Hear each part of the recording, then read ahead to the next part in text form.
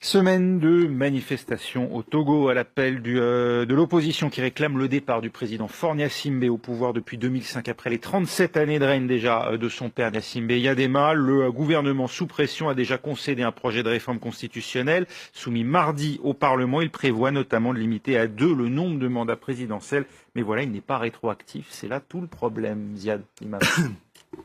Je ne sais pas si c'est là tout le problème. Il y a clairement... Le Togo est rentré dans une des crises que les autres pays de la région, en Afrique de l'Ouest, ont déjà surmonté, qui est une espèce de transition démocratique plus aboutie, plus achevée. Bon, voilà, donc là, il y a clairement cette force qui est en train de jouer. Il y a, c'est vrai, un règne familial, ça, on est bien obligé de le dire, parce que ça doit faire 8 ou 9 ou 10, enfin, je sais pas, mandats successifs entre le père et le fils.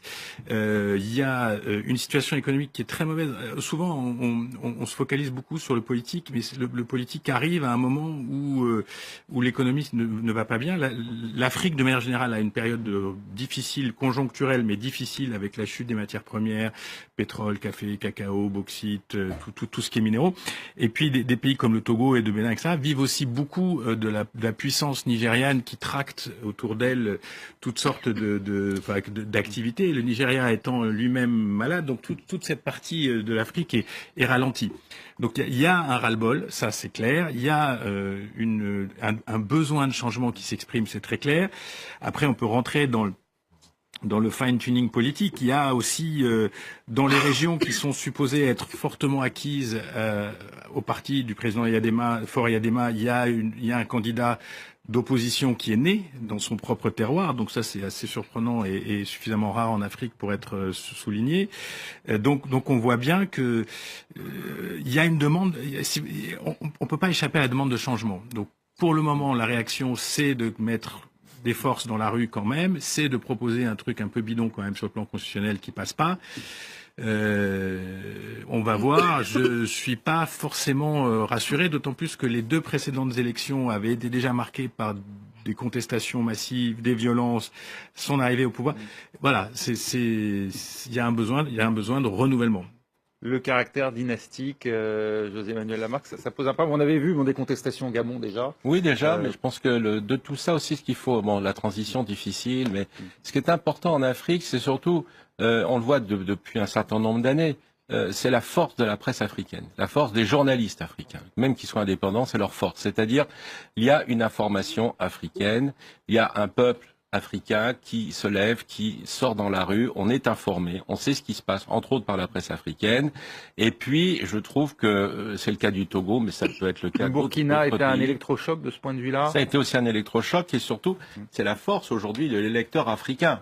Il comprend son poids politique. Toute l'Afrique de l'Ouest a fait une transition. Enfin, si vous regardez, il y a des élections à peu près.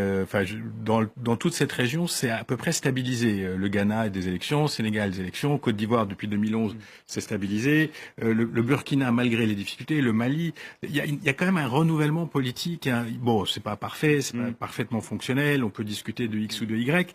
Je pense que ce qui bloque au Togo, c'est comme ce qui bloque au Gabon, c'est quand même cette idée que faut qu'on sorte de ce concept dynastique. Avec la nouvelle constitution, Faure s'autorise pratiquement, s'il se présente, le nouveau mandat. on n'en sait rien, mais s'il se présente, ça peut aller jusqu'en 2025, donc 30. Donc je pense que l'Afrique, malgré ses difficultés, elle rentre dans une modernité. C'est pas toujours homogène. Le seuil de tolérance n'est plus le même. Mais ça rentre dans une modernité et donc les pouvoirs doivent répondre à cette modernité. On n'est plus dans les pouvoirs africains qu'on a connus dans les années 60-70, c'est fini ça. Isis, Ascobereta, les illustrations sur le Togo. Oui, justement, on a un dessin d'un dessinateur togolais qu'on ne connaissait pas, donc on a découvert, et qui s'appelle Donissan Donald et qui travaille pour le journal Liberté. Donc voilà, il nous explique manifestation partout au Togo, les pouvoirs Forevi Sekwe. Alors on m'expliquait tout à l'heure ici à France 24 que Forevi ça veut dire le petit fort, comme on l'appelle.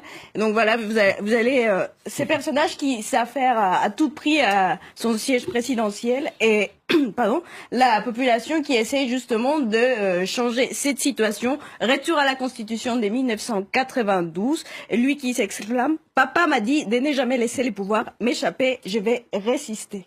Merci beaucoup Isis Sasco-Beretta pour ces illustrations. On aurait aimé aussi pouvoir dire un mot sur le Mexique et les plus de 200 victimes de ce tremblement de terre à Mexico cette semaine. Voilà, merci beaucoup Isis Sasco-Beretta. Merci également Birgit Holzer, merci Aziad Limam et à José Manuel Lamarque d'avoir été avec nous. C'est la fin d'une semaine dans le monde. Tout de suite, un nouveau journal sur France 24.